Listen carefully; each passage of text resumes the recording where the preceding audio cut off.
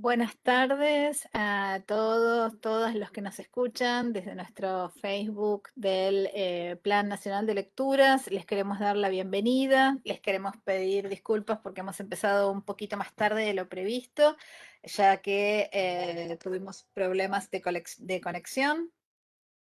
Y queremos darles entonces, darle la bienvenida en primer lugar a Judith Guaciol, que es la protagonista de esta jornada, que es investigadora, periodista, curadora de muestras. Ya, bueno, lo vamos a presentar con más detenimiento, pero es la mujer que yo considero que más sabe de libros, de la historia del libro, de libros vinculados con los derechos humanos, especializada también en el tema de la historieta y del humor gráfico, que nos ha representado en la Argentina, ha representado a la Argentina en la Feria de Frankfurt con su muestra Nos tocó hacer reír, antológica. Así que hace muchos años que camina por los senderos de los libros, estudiando, investigando y dando a conocer, mostrando, porque además no es fácil hacer una muestra, ¿no? También mostrando materialmente lo que descubre sobre nuestra historia del libro.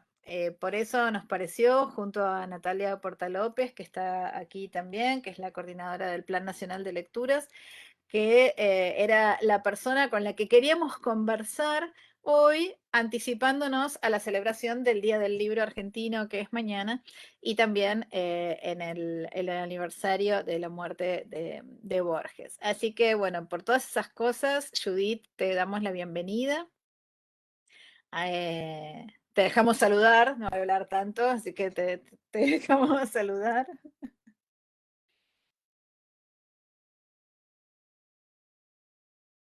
Estás sin sonido. Eh, Decía que les agradezco a ustedes la invitación, me da como una especie de entre nostalgia y emoción volver al marco del plan de lectura y a algunas caras que ya conozco y de golpe empezaron a decir los lugares de los lugares del país y empecé a acordarme las veces que yo fui a esos lugares en el marco del plan. Bueno, la verdad es que es una vuelta atrás muy muy conmovedora. Una vuelta atrás y una vuelta adelante, digo, las dos cosas, me parece, ¿no? Pero sobre todo en este marco tan arduo que estamos pasando. Y bueno, pido disculpas porque vos me dijiste experta en un montón de cosas que no soy ni tan experta en todo lo que dijiste y mucho menos en internet, que por suerte, yo no leo libros en ebook, la verdad, y tengo poca relación con la tecnología, con lo cual fui en parte responsable del atraso y la espera. Pero bueno, acá estoy. Acá estás, no te ha impedido no te ha impedido no tener la tecnología tan a mano, no te ha impedido continuar con tus estudios y dar a conocer todas estas cosas tan lindas. Así que, bueno, nos están acompañando acá en el Webex Cecilia Malem de la provincia de Córdoba, perteneciente al plan de lectura, Iván Nicola de la provincia de Neuquén, del CEDIES bibliotecario, Iris Jiménez, que viene como referente por la provincia de Río Negro, Alicia Holguín por la provincia de Tierra del Fuego, Luciana Ceja por La Pampa, Viviana Ramírez por Corrientes y Marta Pérez, no, por Corrientes no, por el Chaco, perdón, mira cómo me voy a olvidar. Viviana Ramírez por el Chaco, mil perdones, y Marta Pereira también por la Austral provincia de Santa Cruz. Estos son los que están acá en el chat. Y muchos compañeros más nos están acompañando. Acá te saludan desde Monte Grande, Paraná, Formosa, de Chosmalal, de Neuquén y de La Pampa. Así que te damos entonces la bienvenida. Le queremos pedir a Natalia, que también estamos mientras la conexión la mantenga acá, por favor, Nati, si quieres presentar la actividad. Judith, qué emoción de vuelta. La verdad es que fueron de las últimas cosas que hicimos con el plan de lecturas y bueno, qué alegría volver a convocarte desde este espacio. Nos encontramos desde tantos otros, pero también me emociona mucho volver a convocarte desde este espacio. Y cuando pensamos con Tere soñar algo acerca de la historia y de la proyección de los libros en Argentina, por supuesto que tu nombre. Queríamos presentarte además a los referentes de todo el país, que algunos seguramente te conocerán, pero nos interesaba que los conocieras para conversar un poco sobre esta evolución, porque creo que nadie ha estudiado como vos los momentos de mayor expansión, no solo de los libros, sino también esta expansión de la lectores, ¿no? Entonces, podríamos empezar por ahí, ¿no? Podríamos empezar por ese momento de enorme expansión del universo de lectores en Argentina, que yo por lo pronto identifico con los años 60, a lo mejor estoy equivocada, pero lo identifico con ese momento en que estaba pasando algo muy especial y que es lo que vos estudiaste. Sí, yo realmente creo eh, que el mejor, la política de promoción de la lectura más grande que tuvo la Argentina, digamos, hablando históricamente, fue por esos años que vos decís, digamos, a partir del 58, o sea, se fue gestando y creciendo, ¿no? A partir de la figura de Boris Spivakov. Boris Spivakov había tenido sus inicios en la editorial Abril, trabajaba como editor en Editorial Abril, y Editorial Abril en esos momentos, digamos, años 50, estaba explorando desde el sector privado algunas formas nuevas de la distribución de los libros, por ejemplo. La distribución de libros en los kioscos la aprobó Editorial Abril. La, la, mm, la divulgación de materiales, digamos, ese registro, no el registro teórico y académico, sino el de divulgación, lo probó Editorial Abril. La profundización de la literatura infantil, de los materiales para chicos y de divulgación científica, la probó Editorial Abril. La probó Editorial Abril con Boris Spivakov atrás y con un equipo que en parte él después trasladó, por ejemplo, el diseñador, el Negro Díaz. Había un equipo grande de ilustradores, de gente que después se dedicó por ahí a otras áreas, pero que en ese momento conformó. O sea, yo creo que Abril fue el antecedente directo a pensar de otro modo el mercado, cómo llegar a los lectores de otro modo. Los kioscos son algo que ahora uno tiene como, lo tiene como incorporado, ¿no? Como, o incluso nuevas maneras que fueron surgiendo, que podemos discutir o no, de venta de libro, como son los supermercados. Uno tiene ahora la idea que el libro puede estar en otros lados, pero no era la idea de entonces.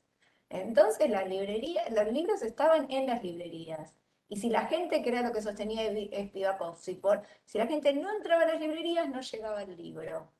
Y las librerías tenían, no sé si siguen teniendo, sé que ahora no porque también diversificaron sus productos, pero para determinadas personas o determinados sectores, la librería era algo como las bibliotecas, difíciles de atravesar, ¿no? Como que parecía que alguien no estaba a la altura de entrar a la librería. Entonces, lo que a mí me parece que hizo muy interesante, uno de los pilares de lo que hizo interesante la tarea de Spivakov es al revés, ¿no? Si Mahoma no va a la montaña va a Mahoma. Entonces empezaron a distribuir libros en todos lados. Empezaron en Eudeva con los famosos kioscos de Eudeva, pero también iban a los hospitales, hacían ferias de libro itinerantes, hacían ferias en los pueblos, o sea, sacaban el libro.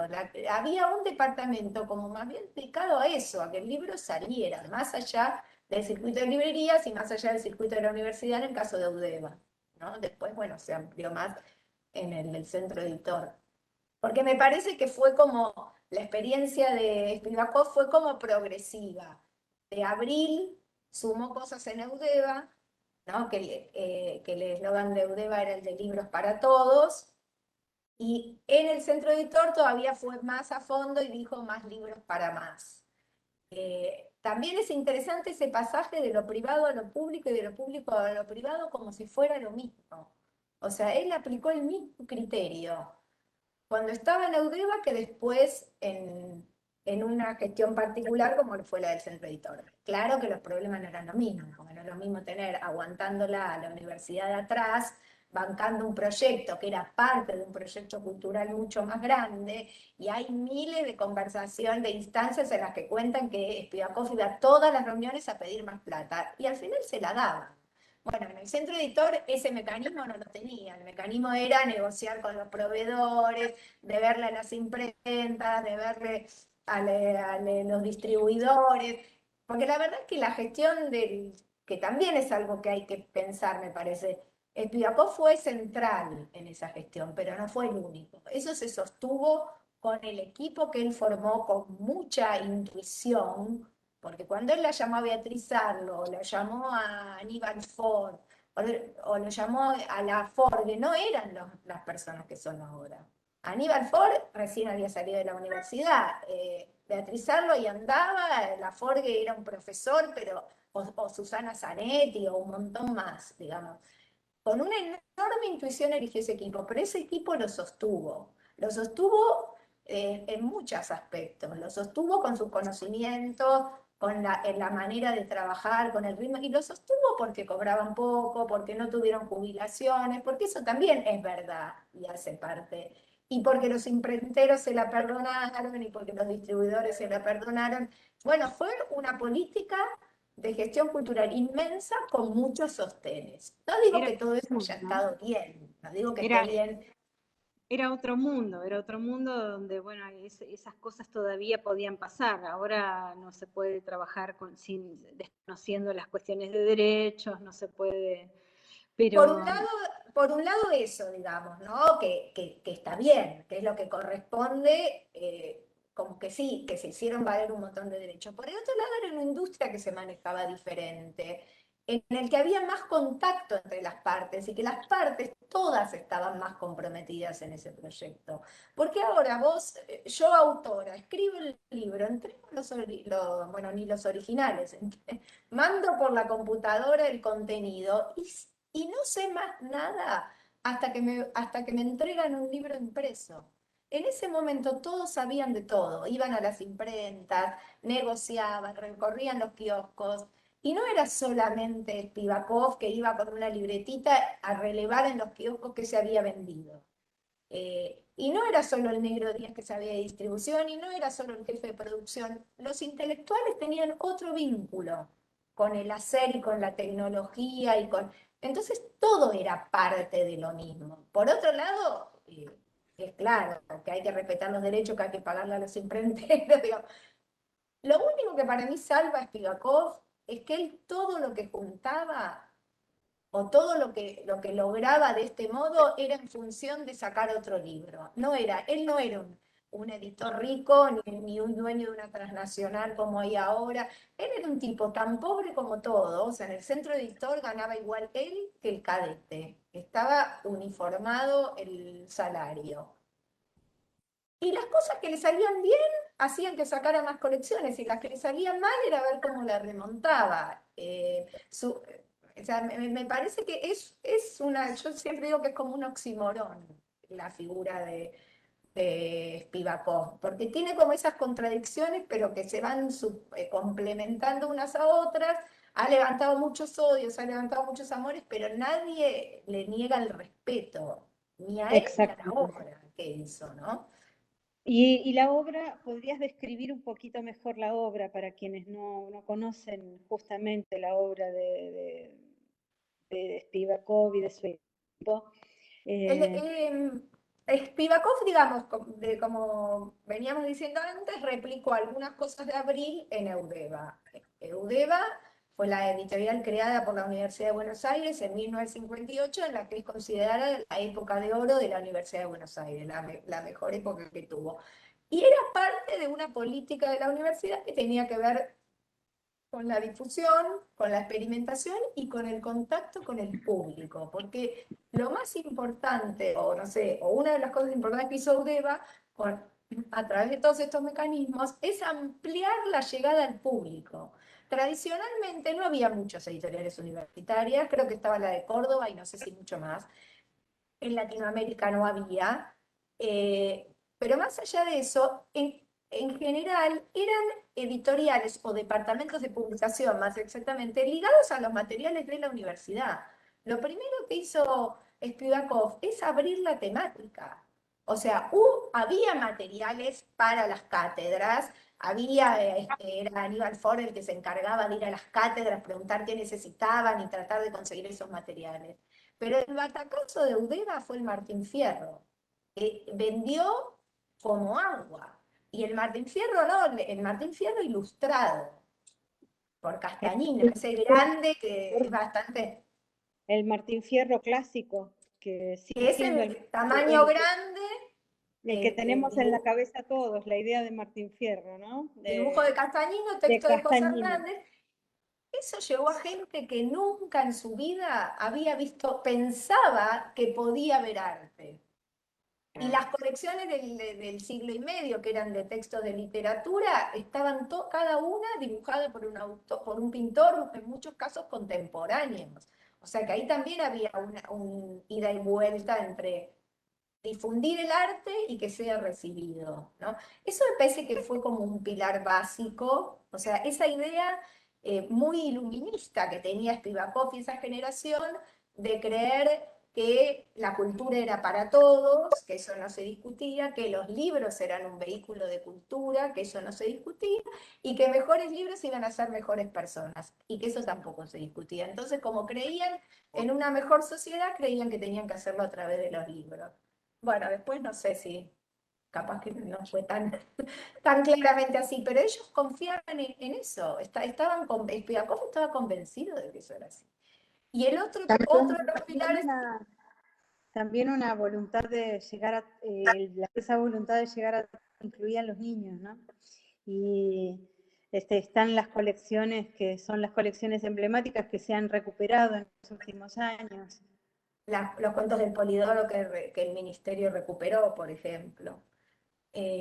No, y después, y además era, bueno, era esa que se ve en los libros, esa confianza en el progreso, en que el futuro iba a ir mejor, en que se podía ser mejores personas y que la cultura podía hacerlo, ¿no?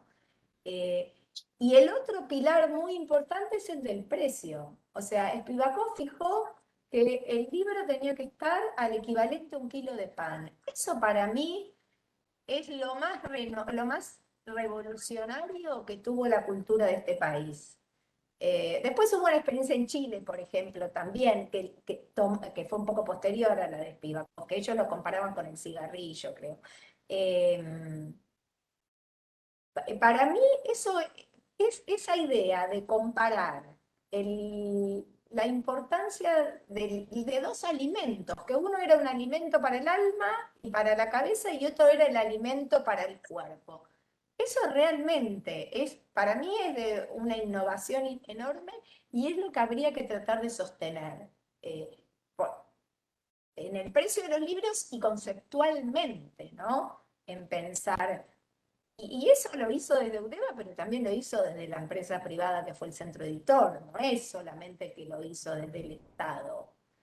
Yo tengo una Digo porque es un intuición tema para pensar no solo por el Estado, también para los privados.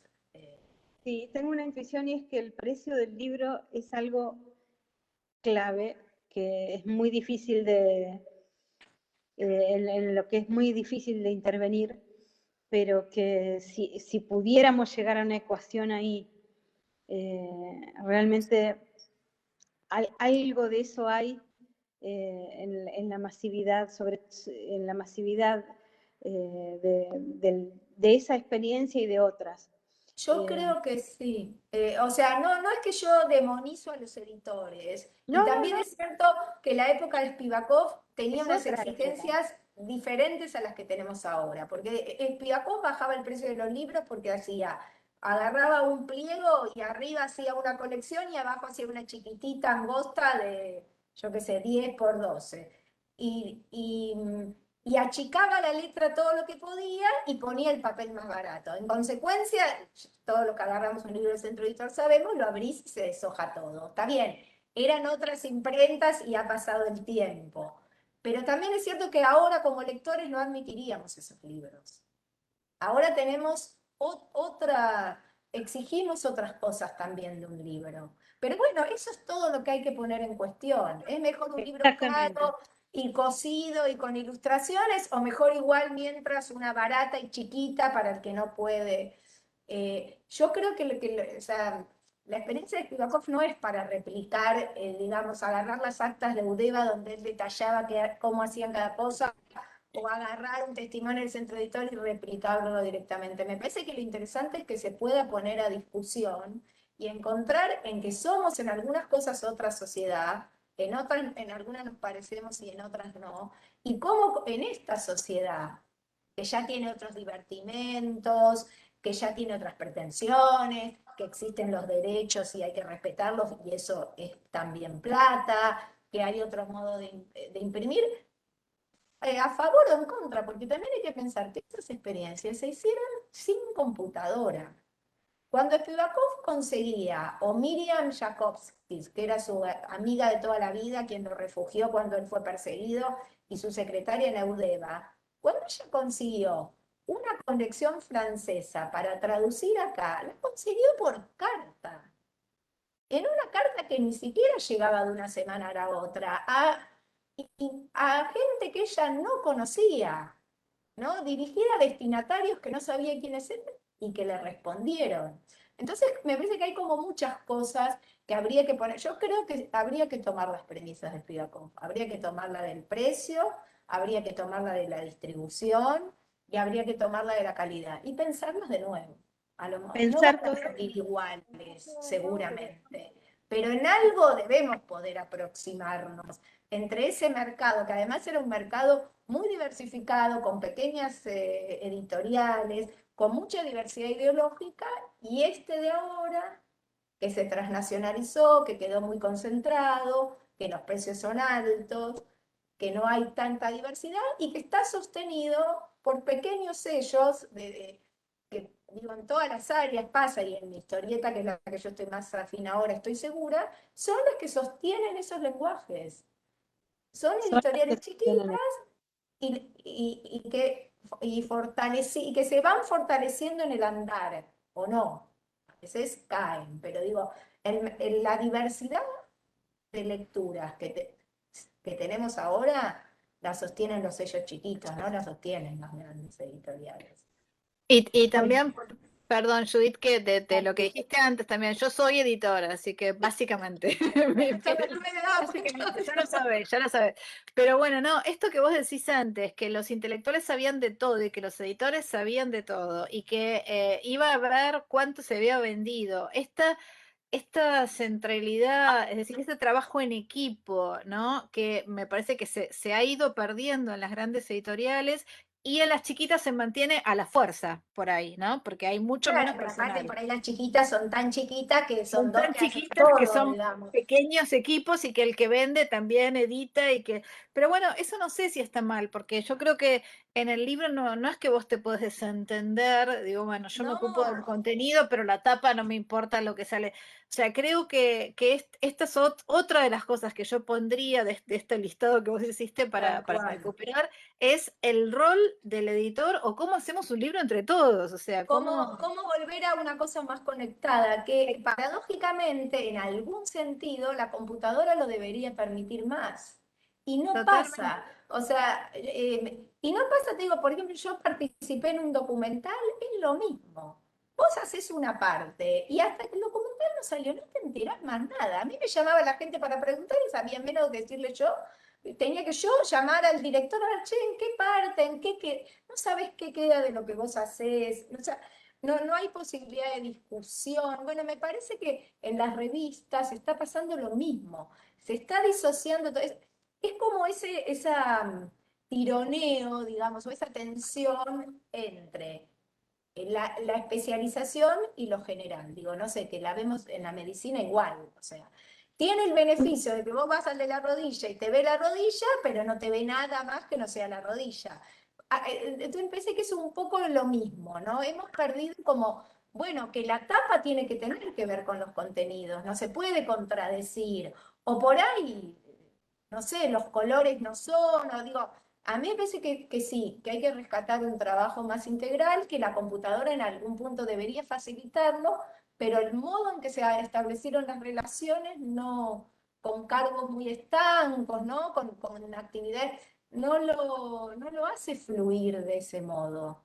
Y Yo sospecho que en la literatura para niños y en las editoras que hacen literatura para niños, hay mucho de ese trabajo en equipo todavía vigente, muy vigente.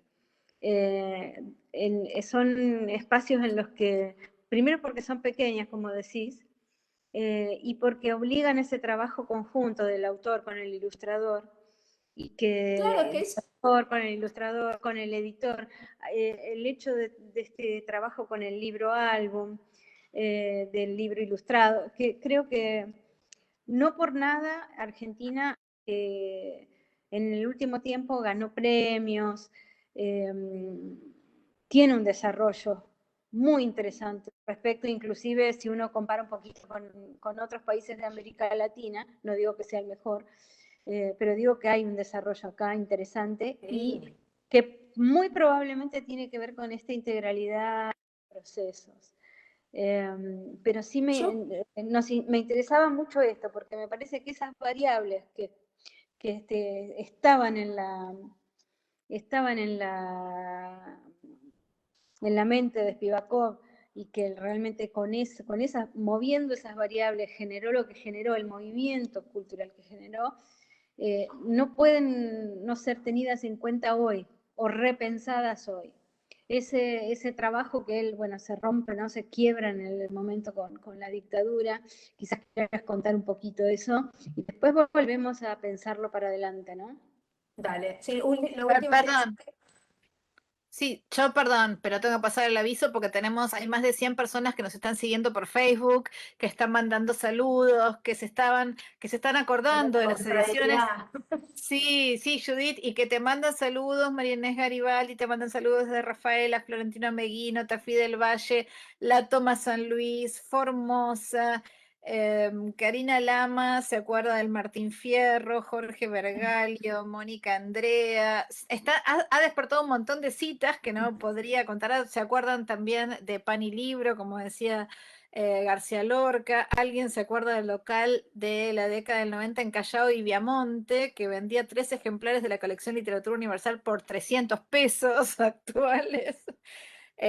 Y también dice, y yo lo recuerdo, que para los que estudiábamos letras era un paraíso. En un paraíso, yo estudié letras en la década del 70, del 80, del 70 al 80, y la verdad que tener toda la literatura, o sea, tengo todavía unos libros que yo digo, ¿cómo me podía comprar estos libros? Hoy no los podría comprar. Así que bueno, eso te quería decir, nada más que tenemos todos estos saludos y Mabel Colesas desde Madrid también te saluda. Así que, Qué divina, gracias. No, antes de ir a la dictadura, lo que quería retomar es que es cierto lo que dice Natalia, hay libros donde yo intuyo, no conozco a fondo a las editoras, pero que yo creo que sí existe esa comunicación y vos en el libro lo notás. Y en general eso tiene que ver con el rol de la posibilidad que da el editor y la posibilidad que da el autor, o sea, que ambos y el ilustrador. También algo que cambió mucho es el lugar de los ilustradores, que la pelean y van logrando más cosas, ¿no? Y esas dos figuras, lo de lo gráfico y lo de lo literario, lo escrito, no solo literario, entre Spivakov y el Negro Díaz la tenían garantizada. O sea, porque el Negro Díaz era un tipo que sabía de arte como muy pocos, entonces esas complementaciones es cierto que dan. Y por el otro lado, algo que, bueno, ahora como en pandemia parece ya surrealista, pero incluso antes, es que ellos trabajaban con el formato de redacción, que eso en las editoriales también se fue perdiendo. Ellos estaban todos ahí. Se fue perdiendo en las redacciones y en las editoriales, en los dos lados. Estaban todos ahí, entonces escribían, pero se preguntaban, pero discutían, pero veían qué película habían visto el día anterior, qué libro estaban leyendo. Y pasaba como algo raro, que es que trabajaban mucho y aparentemente se dispersaban mucho. Pero el resultado son esos libros. Trabajaban sí los sábados incluidos, pero en ese vaivén entre hablar de cualquier cosa, como si fuera de cualquier cosa, y dedicarse a los libros. De ese modo sacaban un libro por día, tanto en Eudeva como en el Centro Editor. O sea, era el ritmo de un diario en algunos momentos, ¿no? Y Todo bueno, esto está complicado para reproducir, y más ahora. Parece que trabajamos cerca, pero no estamos cerca. Es complicado, pero sí, es cierto que estar en la permanencia de los equipos y la proximidad de los equipos generan mucha producción. Nosotros producimos muchísimo, parecemos más, y somos, con Tere somos poquitos también, él y el equipo, somos poquísimos y se produce mucho porque estamos permanentemente produciendo, ¿no? Y son variables que me parece que todas tenemos que tenerlas en cuenta cuando pensamos en un proyecto que tiene que ver con convidar lecturas de manera masiva. claro, son elementos para pensar, no es que tenga que ser así, porque Exactamente, ellos no para copiar, pero no sí para tenían tenerlo informática y para es una pensar. buena herramienta o sea, para algunas cosas. Entonces, para mí es como pensarlo y ver qué de eso se puede recrear, qué no. O sea, el centro de editor mismo, desde que empezó en el 66, empezaron en las oficinas intervenidas cuando Onganía intervino en la Universidad de Buenos Aires. Todo el equipo de Eudeva renunció, junto con todos los profesores, y fue la noche de los bastones largos. Luego de la noche de los bastones largos, en que se reprimió a profesores y alumnos, el equipo de Eudeva renuncia. Les piden unos meses como de aguante. En esos meses, en las oficinas intervenidas de Eudeva, crean el centro editor, que en diciembre se muda a un departamento prestado, que es donde arrancan. Ahora, desde ese momento hasta el 92, cuando el centro editor cierra, bueno, las sociedades cambiaron mucho y el centro editor también tuvo que cambiar. Y también hay que analizar en parte por qué fue muy longeva, pero por qué termina ahí en los 90. O sea, por eso yo creo, no es que es una experiencia toda igual y toda reproducible. No, para mí hay que disgregarla y pensar y decir esto sí, esto no, pero lo que es como lo que no, lo que es interés, lo que no se pierde, digamos, es la filosofía, que eso es lo que. Después hay que ver cómo llevarla a cabo, pero las filosofías básicas de más libros para más o de libros para todo, eso es lo que hay que sostener ahora. Y después, bueno, algunas cosas van a servir y otras no, porque no se puede volver al pasado y reproducirlo no tendría ningún sentido. Somos otros lectores, otros trabajadores de la cultura, otros, somos otro mundo, otro país. Pero sí la base, eso es lo que por ahí es más difícil de lograr, ¿no? Entender no solo en los discursos, sino encarnar esos principios y después ver Me cómo se interesa, hace. me interesa lo que dijiste sobre que no es solo la dictadura lo que quiebra la experiencia, ¿no? No es solo la dictadura, o son otras condiciones también, y de lo que no nos gusta que intervenga, pero es el mercado, ¿no? Son otras, y otras, te diría, sociológicas también, ¿no? De otra Claro, sí, de condición, otros momentos. otras. Digamos, en lo político, lo que ocurrió en la dictadura es, con el centro editor fue que fue un caso un poco diferente al resto de las prohibiciones. Para empezar, que hubo un plan sistemático de represión a la cultura, que eso está en general como dejado de lado. Se tiene más claro que hubo una represión a los cuerpos, un plan sistemático en relación a las desapariciones y en relación a la apropiación de niños, pero menos a la cultura. Y la verdad es que la hubo y hay documentos que lo prueban. Eso. En ese marco de libros que eran analizados, acerca de los cuales se sacaban decretos o normativas o memos Todo en el caso de los libros era un circuito confidencial y privado, no como en el cine donde había un ente calificación al que había que ir. Esto no era abierto, ¿no? Pero existía. O sea, no era abierto relativamente, porque las prohibiciones salían en el boletín oficial y todo el mundo sabía que libros estaban prohibidos, no es que nadie se enteraba. Pero tenían una parte que funcionaba en distintas oficinas, con abogados, con estudiantes universitarios que hacían los informes, porque los informes del centro editor de las colecciones son informes de un grado de detalle en sus contenidos que estoy segura que no lo hizo un funcionario de la CIDE. Eso tiene que haber habido un especialista o un universitario capaz de separar qué es comunismo, qué es marxismo, qué es leninismo, qué es maoísmo.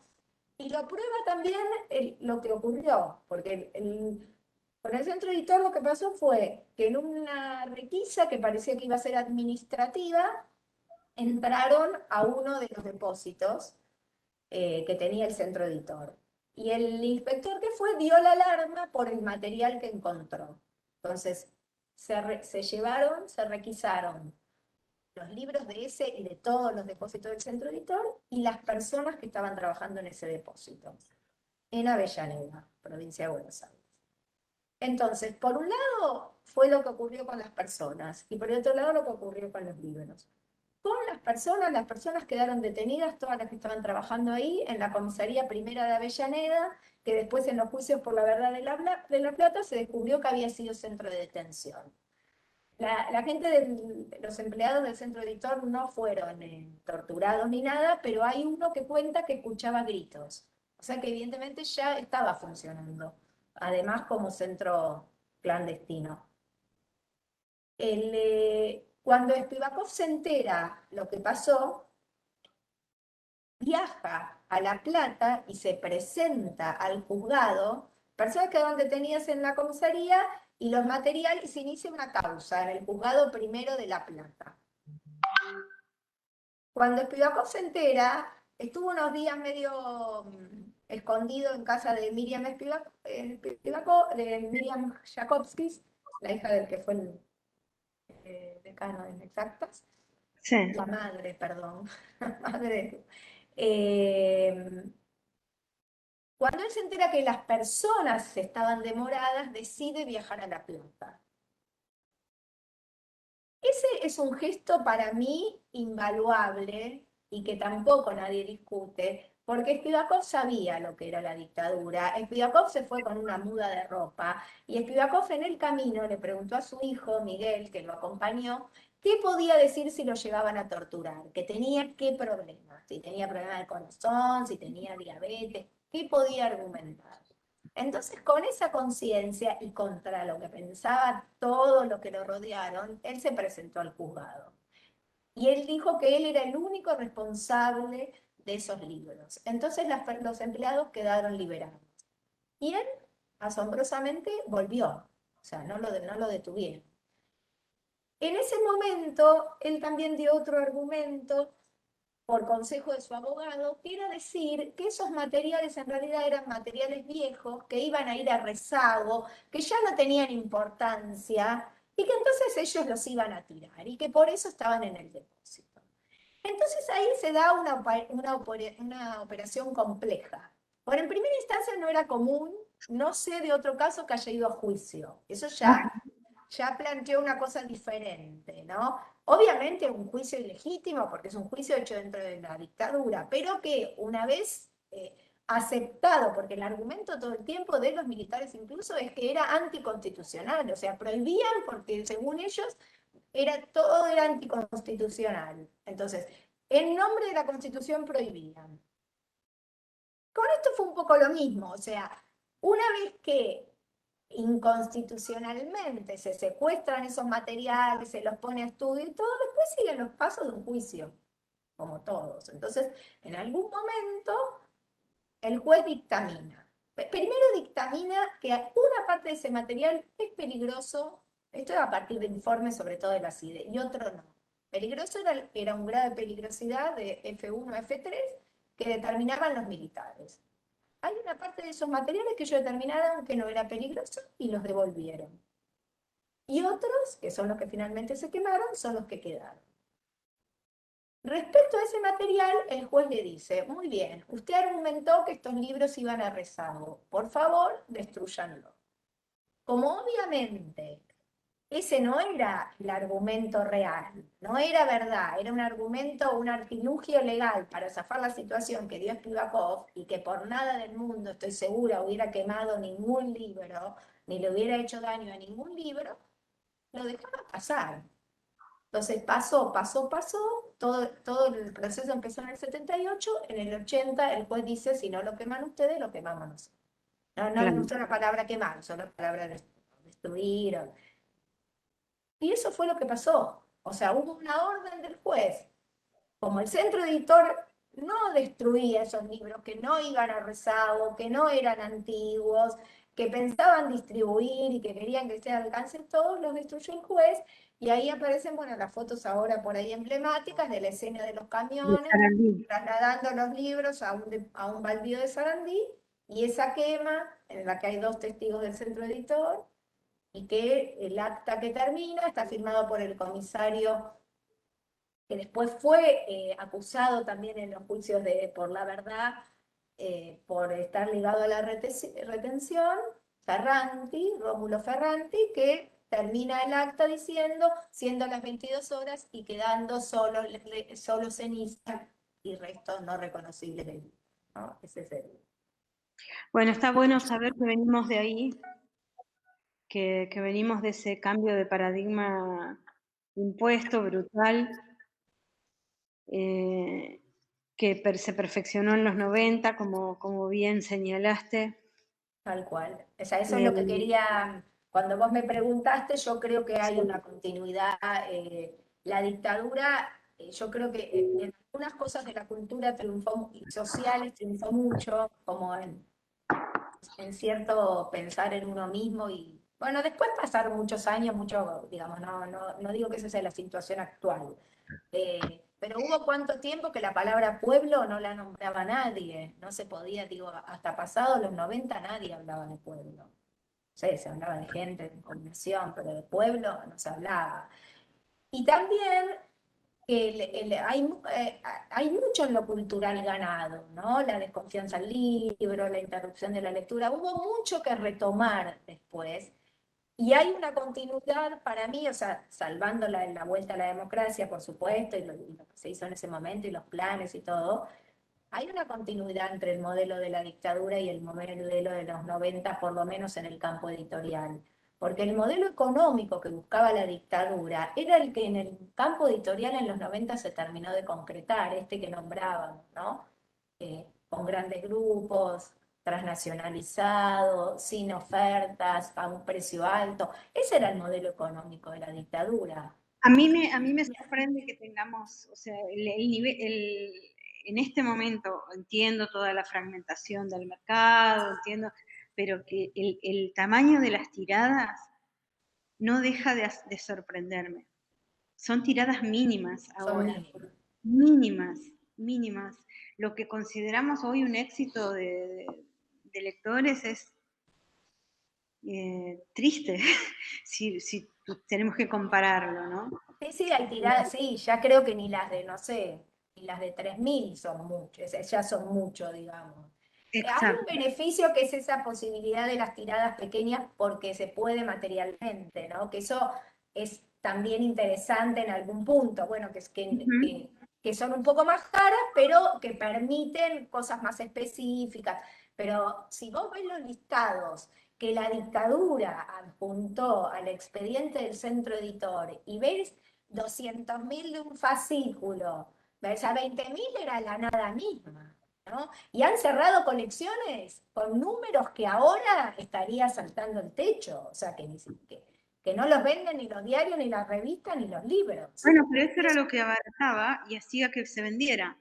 O sea, Claro. Yo siempre me pregunto cuál es dónde se corta ahí, ¿no? ¿Cómo es el círculo virtuoso? Es algo que me parece que tenemos que seguir pensando. No digo que es lo que hay que copiar, no digo que nada es extrapolable en sí mismo, simplemente que son cosas que tenemos que seguir pensando, y sobre todo porque esa intención realmente, bueno, podemos ver que se plasmó, en algún momento se logró algo. Sí. Y entonces, bueno, yo no desdeñaría, cada vez que alguien me dice, sí, pero eso no se puede, no, eso es imposible otra vez, digo, es cierto, es imposible otra vez, pero pensemos, yo creo que no es imposible del pensemos todo. en la base de eso, pensemos en la base de eso, por eso en esta conversación a mí me gustaba que se llamara Más libros para más, porque si bien estamos pensando en aquella experiencia y tiene que ver con esa experiencia, también estamos pensando en la experiencia que nosotros como plan de lectura queremos llevar a cabo, ¿no? Yo creo que hay que darle esa discusión. O sea, yo creo que hay cosas que ustedes ya las están haciendo. O sea, todos ustedes saben el valor del libro. Pero cuando yo vuelvo a una imagen que una vez dio Casullo, cuando charlábamos, creo que está en el libro, en Un golpe a los libros, en el texto de él, que todo el mundo iba con un libro en el brazo, en el subte, en el colectivo, en la por eso paraban a gente y era peligroso tener un libro, lo llevaban. Bueno, yo creo que los planes de lectura van a eso. Obviamente, ahora ya iPod se puede leer también por, digo, yo no leo por iPod, digo, por ebook, pero entiendo que en realidad, o sea, los formatos son importantes, a mí me parece que sí. Exacto. Que está bueno rescatar los formatos, que de los formatos se aprende, del olor que tienen, que digo que todo el mundo tiene que pasar alguna vez por la experiencia del libro. Ahora, la lectura es más que el formato y el soporte. Y está buenísimo que se lea como se lea. Bueno, si ahora se llevará en otro artefacto, no se verá el libro, pero se verá otro artefacto. Pero sí, o sea, entiendo que esto no es para decírselo a ustedes, que saben y que esa es la motivación de ustedes y lo que se mueven, pero sí la convocatoria a otras áreas que conforman el libro, a esa convocatoria sí me parece que es interesante hacer. Bueno, a juntarse a discutir, pero no solo con los maestros, no el área solo digamos, de la promoción de la lectura, digo con los imprenteros, digo con los distribuidores, porque hay muchas reglas. La distribución es una cosa para los libros y para la revista muy, muy leonina. O sea, ahoga un montón de proyectos. Entonces, bueno, eso hay que sentarse a discutir. Hay que encontrar creo la gente que esté dispuesta a eso. desentraña el asunto de la distribución, genera el gran cambio. Voy a hacer una última pregunta yo, no sé si alguien más quiere hacer alguna pregunta, voy a hacer una última pregunta yo para pasarles después la palabra a los compañeros de todo el país que seguramente tienen preguntas para hacerte, Tere también, pero pensando ahora, estaba pensando en contenidos y pensando también en una pregunta que deja acá la compañera de La Pampa que dice, ¿cambiaron los y las lectoras? ¿Y en qué sentido te parece que han cambiado? ¿Qué requieren? Y asocio esto con una nota que leí en diarios en estos días, sobre el boom, ellos llaman el boom, de las autoras latinoamericanas jóvenes, porque relativamente jóvenes, ya no somos tan jóvenes, estaban hablando básicamente de cuarentonas, ¿vale? Cincuentonas, treintonas, no sé si somos tan jóvenes, pero bueno, o sea, pero de las autoras, ¿no?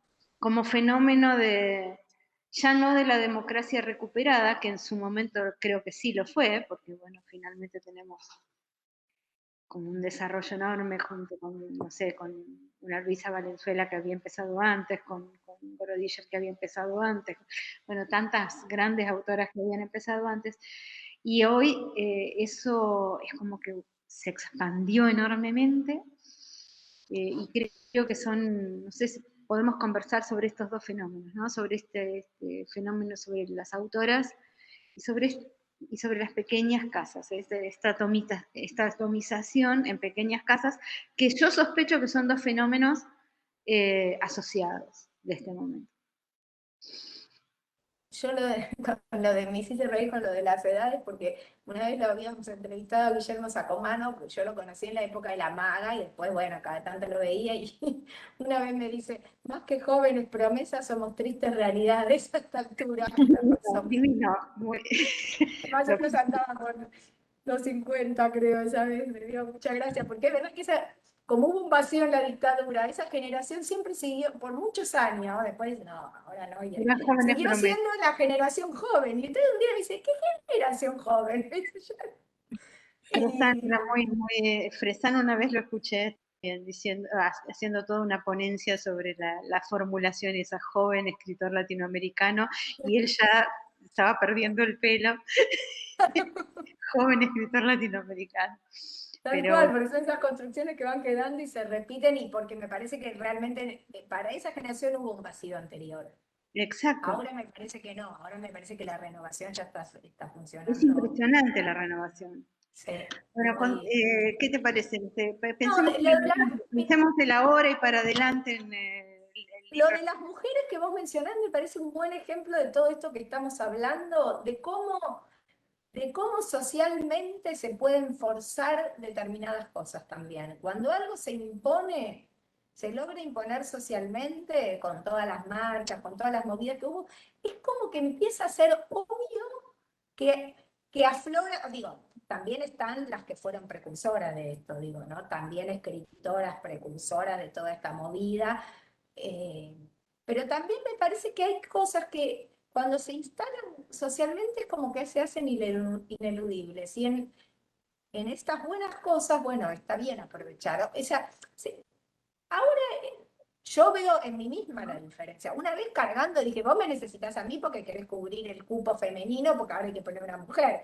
Es así, porque era como absurdo, ¿viste? O sea, entonces, pero ¿qué pasa? Eso responde a que hay una cuestión social que lo está exigiendo y que le está dando lugar. O sea, puede darse en situaciones absurdas, pero también abre un montón de caminos, de Sí, posibilidades igual nuevas para las mujeres, para las escritoras. Creo que igual había, o sea, digo, me parece con las pintoras lo mismo. Yo creo que estaban. Lo que ahora es que se pone más, en menos o está haciendo menos hay que guerrearla menos, digamos. Me parece que se abren algunas instancias que antes estaban más vedadas del mercado, del circuito, del reconocimiento que antes. No es que no las había.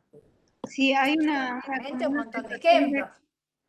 como de estuario, ¿no? De que, bueno, eso va a empezar a expandirse o ya está empezando a expandirse, porque en el fondo, para mí, eh, todas estas voces eh, salen de las pequeñas editoriales, de esas pequeñas experiencias editoriales que hacen la prueba con otra, y las han hecho aparecer.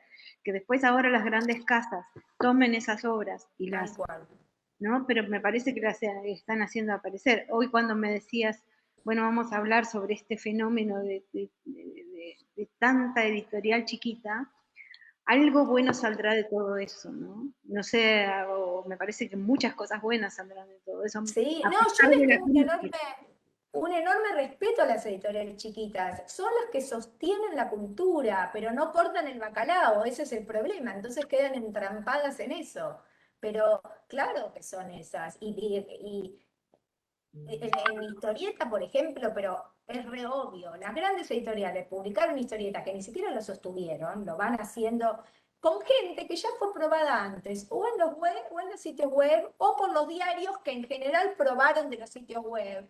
O sea, en realidad la apuesta primera la hacen siempre los chiquitos. Siempre el pibe que sostiene su página y nada más, el editor. Y claro, de probado, porque la eficacia de Internet te permite probar mucho la repercusión de algo. Claro, entonces después la toma una editorial grande. Sí, ese es otro de los mecanismos perversos, ¿no? Yo creo que, no, y que incluso en épocas difíciles han florecido muchas editoriales pequeñas y muy Sí, exquisitas pensaba en y sacando 2001. cosas que no habían. La verdad que la reman contra todo. Pero bueno, necesitarían, se les facilite un poquito más, ¿no? Que puedan poner alguna regla, me parece. Acá, sí, acá están hablando, estoy con algunos comentarios. Uno que, bueno, que acá hizo nuestro compañero Iván, que la necesidad de una política pública al respecto. Otro editor, evidentemente, desde la página, desde el Facebook, dice que es casi imposible financiar tiradas, los precios se cotizan en dólares. Bueno, esto los que estamos en el gremio lo sabemos. Una bibliotecaria se queja de que hay cada vez menos libros, menos clásicos, o sea que esto que estuvimos hablando del Martín Fierro ya no es una lectura frecuente para nuestros estudiantes, ¿no? Y como que lo resiente.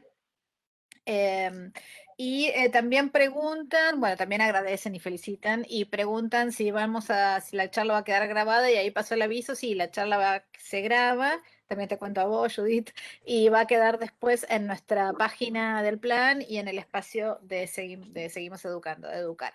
Así que los que no pudieron llegar, los que llegaron tarde, se tuvieron que ir antes, los tenemos. Que a mí me interesaba preguntarte, más allá bueno, de retomar el tema de lo público y lo privado en el tema editorial, es un tema muy álgido, muy difícil, pero es interesante como debate.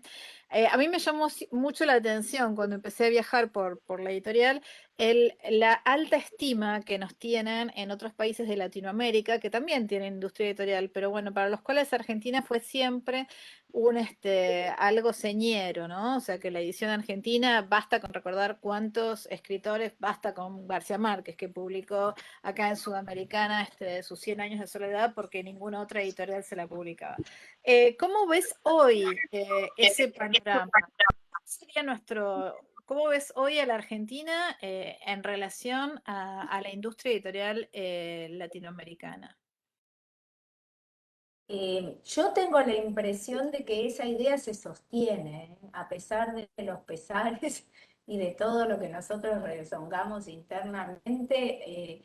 Creo que se sostiene, bueno, ahora hay como una interrelación también más grande, ¿no? Entre autores de Latinoamérica. O sea, hay otro cambio en la mirada en relación a Latinoamérica. eh, y, y eso me parece que es muy productivo. Y también a las experiencias y a cómo se edita, o las bibliotecas en comunicación, o nosotros desde el archivo de la biblioteca en comunicación con otros archivos. Hay más redes, ¿no?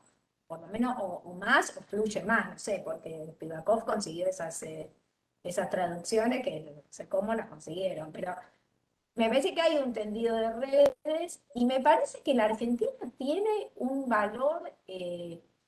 Yo lo que veo en distintas áreas es como que tiene un capital simbólico más allá de lo que coyunturalmente pase, si estamos editando más o menos, si cerraron, un capital simbólico que no hay con qué darle, o sea, que se sigue sosteniendo. Y Eudeva tuvo todos los vaivenes del mundo, del mundo no, del país, porque pasó por todos los gobiernos y le pasó lo que le pasó a todos los gobiernos y todas las dictaduras que tuvimos, y sigue siendo la editorial universitaria. Está bien que un montón te van a decir, no es como aquella, todo lo que quieras, pero si vos ves afuera y ves en la red de universidades, Eudeva sigue siendo Eudeva.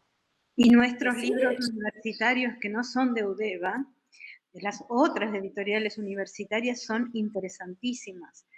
No sé, Sí, sí, estoy digo, el estoy valor pensando en la simbólico. experiencia de Villa María, por Sí, ejemplo. bueno, por ejemplo, tal Sí, cual. sí, de la UNSAM, de General San Martín. La verdad que se están haciendo experiencias muy interesantes. Del Comahue, vamos a poner el Comahue también porque así los No, yo compañeros. no lo decía, Sí, no lo es decía en sentido, impresionante. no lo decía en sentido peyorativo de los otros, decía que tenemos como íconos Sí, que sí, arrastran al otro, ¿no? Tenemos autores que arrastran, bueno, también lo tenemos a Messi y a Maradona, digo, pero hay, no sé, Villiquen, cuando Villiquen el otro día vino a la biblioteca, el otro día no, cuando estábamos hace 2 años o más, vino a la biblioteca un chico que no me acuerdo si era de Ecuador o de Guatemala o de Villiquen, bueno, cerró, ¿no? En el ujú, momento que cerró Villiquen, el chico le dijimos y se puso a llorar, porque claro. dijo que era su lectura de infancia. Yo no lo podía creer. ¿Entendés? Que nosotros seguíamos siendo Villiquen, más allá de lo que pasó con Villiquen, de cómo terminó, de lo que fue en la dictadura, todo lo que quiera, para él, a la Argentina era Villiquen, y se puso a llorar. Entonces, eso lo seguimos teniendo, o sea, lo tenemos con Oestergel, lo tenemos con Cortázar, no sé, o sea, fue, creo que con todo lo que, los vaivenes que internamente sabemos, hay algo que se supo construir bien y que es lo que hay que sostener. Digo, así como hay libros del centro editor que no se reeditaron y hay temas que no se pueden leer si no es sobre el centro editor, por ejemplo, lo de cultura, algunos de los de cultura popular, o los precursores que fueron en las cuestiones del humor, de la teoría del humor, bueno, se ve que tenemos un bagaje que lo que tenemos es la responsabilidad de que se siga sosteniendo. ¿Verdad? Pero hay una voluntad muy grande de que se siga sosteniendo y Yo además creo hay que sí. una voluntad enorme yo creo que no sé en cuántos momentos hubo tantas ganas, en este momento, por ejemplo, que nosotros decimos, bueno, vamos a armar una red de mediadores, gente que se ponga la mochila esta de ponerse a trabajar por el libro y la lectura y aparecen cientos en las ciudades, que están en las escuelas, que están en las bibliotecas, que están en otros espacios, y hay gente que está con ese. Entonces, algo de todo eso está ahí, muy vivo, muy vivo. Me Yo creo que gustaría. sí, porque además somos culturalmente una cultura de, o sea, hay mucho hay las dos cosas. Me parece que por más que pasamos la dictadura, pasamos el menemismo y pasamos el macrismo, la noción de Estado no se perdió. O sea, hicieron todo lo posible para que se pierda, pero yo creo que no se perdió. Y eso sostiene un montón todas estas cosas, ¿no? Y esta idea de... Y además hay muchas iniciativas individuales, o sea, Muchísimas, muchísimas. Este equipo que está aquí con nosotros en este entorno, en el Webex, ¿cómo se llama esta videoconferencia? Eh, Evaluó miles de títulos el año pasado para niños y podemos dar fe de la calidad de lo que vimos, ¿no? Y del esfuerzo enorme de sostener la cantidad de propuestas, no sé, la diversidad, que no sé si otros países pueden decir lo mismo y sin afán de compararnos, pero bueno, hay que reconocer que hay una base enorme para, para trabajar y sobre la cual trabajar. Eh, Siguen vivas las grandes maestras, muchas de las grandes maestras, sigue viva Laura de Detach, sigue viva Graciela Montes, siguen orientándonos, siguen dándonos lecciones, a veces a través de este sistema, podemos seguir escuchándolas, podemos seguir leyéndolas y bueno, todo eso forma parte de lo que nos constituye como lectores, como gente que da de leer. Dice, ¿qué opinas sobre el software libre? Bueno, estas no sé si son temas que son tanto del plan, o por lo menos que manejemos mucho, pero a lo mejor vos sí, de muchas editoriales chicas que liberan sus colecciones como modo de llegada a tantos lectores y lectoras. ¿Qué te parece? Eso pregunta Ceci Malem, que podría, bueno, ahí está, la estamos viendo, Ceci salió. No, yo soy reimpulsora del software libre. O sea, a ver, siempre está el problema que se puede resolver y que han resuelto en algunos otros lados en relación a los derechos, ¿no? Porque, bueno, también cuando uno larga y libera algo, también pierde el control de para qué se utiliza y también los derechos. Yo creo que eso es algo que se puede estipular. De hecho, hay algunos países donde tienen estipulado un régimen de derechos también para los libros que son liberados, ¿no? Eh, a mí me parece que es interesante, sobre todo frente a experiencias como la de Google, que ha tomado sin pedir permiso una cantidad increíble de libros y lo subió y ahora vos para sacarlo tenés que vos pedir a Google que te saquen tu libro. O sea, y no sé, 3/4 parte no lo debe hacer porque ni sabes cómo hacerlo, ni tenés el tiempo, ni no sé qué. Ahora creo que son más cuidadosos y hay páginas que no ponen, pero de todas maneras, o sea, hay una batalla que se está dando también ahí en lo digital. y que Google está manejando y que sí, para mí hay que darle respuesta. El software libre es una posibilidad u otra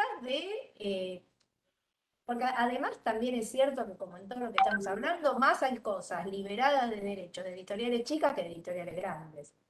Las que más necesitarían eso son las editoriales chicas y son las que ideológicamente están como Liberando. liberando. Yo lo valoro, yo para las investigaciones, o sea, lo valoro muchísimo ese trabajo y el de las bibliotecas, porque la mitad de las cosas no las hubiera podido hacer.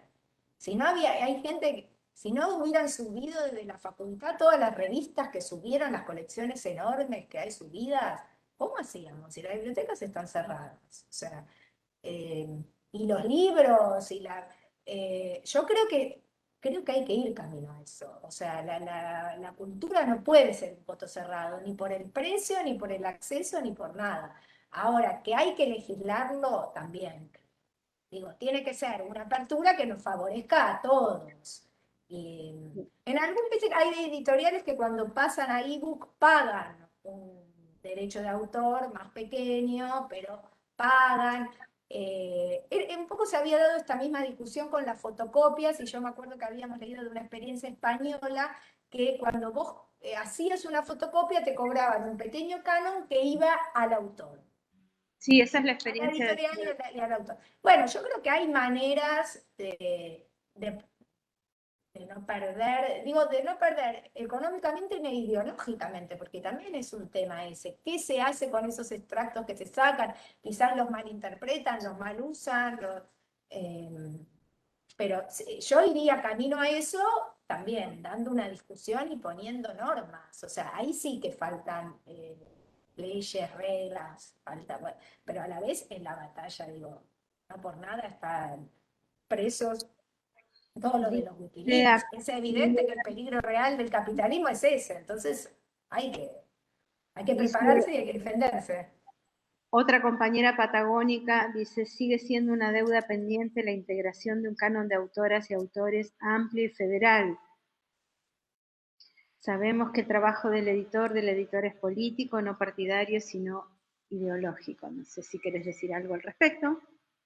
Yo creo que igual yo veo que hay más experiencias ahora que se están revalorizando, que se están haciendo desde las provincias y que hay otra mirada, me parece, quizás no toda lo suficiente. Eh, no sé si con eso se refiere al canon o... Bueno, la biblioteca tuvo, que ya de paso podríamos desearle suerte a Horacio González en su recuperación. Él Sí. hizo un intento que no se Ujú. terminó y que terminó el gobierno y porque era bastante difícil de hacer, pero se empezó de una suerte de bibliografía nacional, que es lo que se supone que tiene que hacer una biblioteca nacional. Es muy difícil, pero se estaba haciendo y se estaban considerando las provincias. Yo creo que hay que, sí, puede ser que falte, digo, también la cabeza porteña nos tiene que, yo creo que se va acomodando, digo, no sé, nosotros de la biblioteca tratamos de intercambiar, de tratar de buscar, de hacer viajes cuando se podía y entonces buscar a los referentes y me parece que el plan, bueno, es un plan descentralizado, o sea que Profundamente sí, descentralizado y hacemos el esfuerzo justamente de estar buscando permanentemente. No sé si Tere tiene a mano, que me gustaría mostrar la colección Leer por Leer que está por llegar a las escuelas y ese tiene textos de todo el país, realmente de todo el país. O sea, ese cuidado se tuvo realmente. sí, a mí me parece que se están haciendo esfuerzos y que posiblemente, bueno, sí haya que concientizar. Somos un país muy porteñocéntrico desde su creación, con lo cual es una batalla larga, pero yo me parece que está circulando un poco diferente. No sé, lo digo yo desde acá, quizás en las provincias no sientan lo mismo, pero... Sí, yo creo que, bueno, primero quiero mostrarle, son pruebas de imprenta, así que tienen todavía una etiqueta, pero acá está la colección Leer por Leer, que como dice Natalia, el equipo de selección fue un equipo federal donde hubo escritores de todo el país y especialistas de todo el país, ¿no? Empezando por Mempo, desde el Chaco, María Cristina Ramos desde Neuquén, la Tere Andrueto desde Córdoba, Yaniseri también desde el Chaco. algunos de Capital Federal pusimos, el marplatense, el marplatense de Mario Méndez, el hombre de Chivilcoy, Oche Califa, pero bueno, esto fue un gran trabajo y nos acercó un montón de escritores que a lo mejor no han tenido todavía la llegada a las imprentas de los polos editoriales. También quiero destacar que si bien el polo editorial claro de la Argentina es Buenos Aires, también Córdoba y Rosario, en ese orden, están teniendo una industria de primer nivel, y lo digo con toda la experiencia de editora, ¿no? Y creo que las demás provincias también están llegando y sería deseable que cada provincia tuviera por lo menos una editorial de llegada nacional. En el Chaco hay algunas experiencias interesantes, en Corrientes hay alguna experiencia interesante, es decir, y las que conozco. Y también me parece muy interesante desde la Patagonia en general la formación o de estas editoriales universitarias o de los fondos editoriales, ¿no? El Fondo Editorial Neuquén, el Fondo Editorial Río Negrino, que están haciendo un trabajo también de dar a conocer sus autores y de reeditar libros de pioneros de la literatura y de la historia que no tenemos acceso directamente. Nosotros, San Luis, el gobierno de la provincia de San Luis, hizo unas ediciones hermosas de sus clásicos, de Berta Vidal de Batini, por ejemplo, de las leyendas que ella recopiló. Así que bueno, pero sí, sería deseable que estas iniciativas se siguieran apoyando y mostrando. Estoy leyendo cosas hermosas que nos están diciendo, que me mandan acá, me manda Florcita, Flor Capaccioli, que está mandándonos, y que dicen, bueno, hay un deseo de cultura, dice Jorge Vergallo, de palabras, de identidad en lo local. Felicito estas iniciativas hermosas de los conversatorios. Alicia Álvarez dice, excelente encuentro. Marisela dice, ¿cómo funciona la red del plan lector? Bueno, después le explicamos, ahora le explicamos por privado. Florcita te va a mandar un mail, sí. Cómo incorporarse a la red. Mónica quiere saber si está en carpeta, en proyectos del plan, seguir editando obra de Udeva y del SEAL porque el mercado no lo va a hacer. Y sí, pero no podemos adelantar mucho, pero sí hay proyectos en carpeta. Algo hizo Udeva con los del Chiribitil. Exactamente, más Eudeva está proyectando lo de Chiribitil. Y el Martín Fierro es un excelente regalo para el Día del Padre. Ese Martín Fierro. Sí, se sigue Martín editando. Fierro lo recomendamos mucho. Dice, ¿lo enviarán digitalizado también? No sé a qué se refiere. Ah, sí, el Leer por Leer sí va a ir digitalizado. ¿Cuándo vamos a poder tener el material en las escuelas? Se está concentrando en un gran galpón donde van a salir las cajas. Falta mucho menos. Buenas tardes, muy interesante este encuentro. Soy docente de Malvinas Argentinas, Ceres, Santa Fe. ¿Cuándo llegarán a las escuelas la colección para secundaria? Pronto ya, como dijimos. Muy interesante, gran desafío creativo, hacer accesible diversidad de experiencias de lectura. Exacto, para eso la trajimos a Judith, para conversar sobre lo accesible. Judith es de las pocas personas que habla duro y parejo sobre el precio de los libros, ¿no? Y es interesante. Lo que estamos pagando es alocado, lo que estamos pagando a veces para que llegue un libro, y que tiene que ver con que, bueno, lo tenemos que comprar por estos sistemas nuevos de compras por internet, lo digo desde el interior del país, y lo que cuesta que un libro llegue, y a lo mejor pagamos 3, 4 veces el precio del libro solo por la llegada, ¿no? Creo que estemos en un momento interesante para repensarlo todo, y ojalá a través de estas conversaciones por lo menos encendemos un poquito la llama, a ver si después la seguimos pensando en otro. No podemos hacer esto de 3 horas, pero los compañeros, no sé si más quieren preguntar, decir algo, si alguien quiere la palabra. Los compañeros del país, las estoy viendo. Si viera Judith, qué linda gente, todos trabajando para... Qué bueno, ¿no? Ya vamos a volver a los momentos en que podíamos andar de verdad y a los abrazos. Sí, tal cual. no solo No, hablar yo, de virtual. sí, yo realmente creo que vos siempre me decís esto del precio, es que yo creo que hay que pensar las cosas materiales, o sea, la cultura también en su materialidad, porque si Exacto. no son palabras de espejito de colores, ¿viste? Para mí una persona tiene que poder entrar a una librería y poder llevarse varios libros porque va a fracasar en alguno y va a encontrar el que le gustó. Ahora, a como están, 1.500, 2.000 pesos, vos vas, la pensás, averiguás, buscás notas, no sé, todo lo que puedas para garantizarse que ese libro te va a gustar, porque después si no, te querés matar, habiendo gastado esa plata en algo que no te interesó. Y eso no promueve la lectura, eso hace que otros elijan por nosotros. ¿No? Me parece que, bueno, es esa sensación de que uno tiene que andar libre y, y fracasando y encontrando otras cosas, todo en el mismo camino.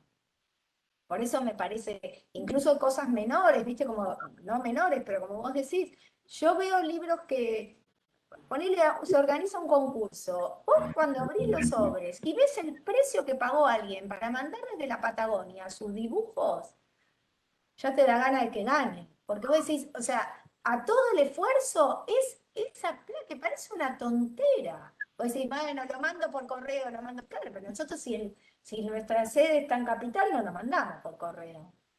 Lo llevás. No sé, o si querés pagas una moto, no sé, pero digo, pero podés llevarlo, pero ya el acceso a determinadas actividades, a determinadas lecturas, a determinada parte de la cultura, está vedada si además tenés que mandarlo. No, sí, ¿cómo te explico? Que Lo que gastes, estamos sumás pagando en eso. el saco para que ese libro que cuesta 1.200 pesos, puesto en la mesa de novedades de la librería para que llegue a la mesa, para que llegue a la mesa de luz, es otro precio, no son los 1.200 pesos.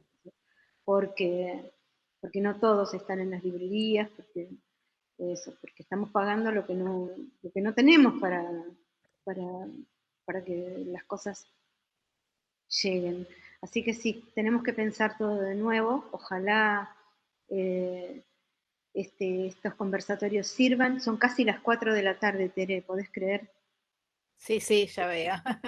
Les vamos a contar que mañana vamos a tener una experiencia linda, porque vamos a conversar en el Día del Libro, que esta es la primera actividad del Día del Libro, pensada con los referentes del país, justamente para que después mañana, si quieren, este conversatorio lo posteen en sus redes como material del Día del Libro. Y mañana, Día del Libro propiamente dicho, vamos a estar conversando con niños y con Adela Bash sobre su libro Historia de un libro. Así, una gran redundancia. Así que, bueno, mañana ojalá que podamos hacer esto más fácil. Yo quiero pedir disculpas porque fue como desordenada al principio de la conversación, un poco desarticulada, pero la verdad es que nos pusimos un poco nerviosos porque hoy la tecnología, con la maldad de los objetos inanimados, eh, al principio no podíamos comunicarnos ni Judith ni yo desde lejos, entonces estuvo un poquito desprolijo. Mañana esperemos que salga aún mejor, pero me parece que llegamos a algunas ideas interesantes, por lo menos eso es lo que están diciendo los que nos escuchan. No sé si te querés despedir, Judith. Bueno, no, para mí fue muy interesante y no lo que dije yo, sino el intercambio y el estar y el retomar el plan bueno, y tratar de seguir en estos momentos que están duros, ¿no? Entonces, bueno, del modo que se pueda seguir ya me parece un montón. Así que les agradezco yo a ustedes la escucha y la convocatoria. Bueno, acá lo que te prometemos es que los libros de Polidoro van a seguir caminando mucho, mucho, duro y parejo, que, que son de alguna manera tienen una gravitación entre todos los materiales que podemos elegir por todo lo que significan de retomar, así como retomamos como dijiste, lo filosófico y también una idea de pensar lo material, de pensar ciertos ejes de estas experiencias y bueno, pensarlas nosotros, pensarlas en las provincias, pensarlas en todos lados. Tere, ¿te querés despedir? Si alguien quiere decir algo, este es el momento.